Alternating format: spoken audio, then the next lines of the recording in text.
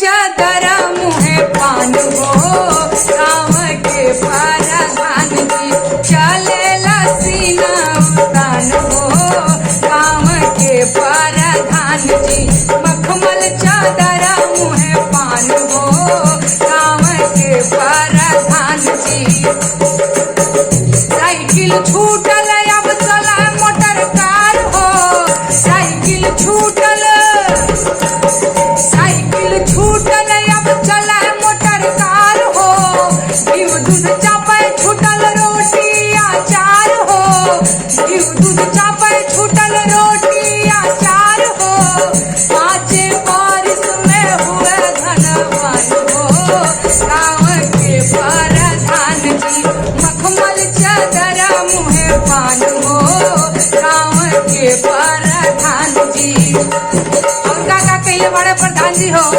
colony के पैसा खड़े लीले जाले हो कच्चा चबाले कॉलोनी के पैसा खड़े लीले जाले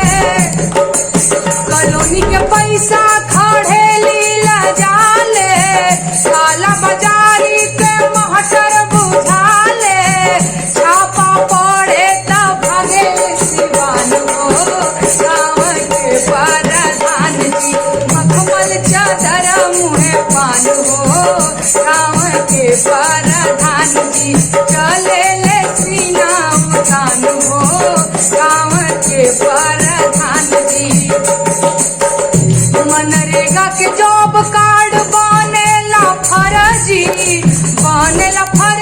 हो बनेला फर्जी मिड डे मील के राशन पे चले मना मर्जी चले मन मर्जी चले माना मर्जी राशन डीलर गुरुजी के पितान हो गाँव के प्रधान जी मखमल चादर मुहे पान हो गाँव के प्रधान जी चलेला सीना उतान हो गाँव के प्रधान जी मखमल चादर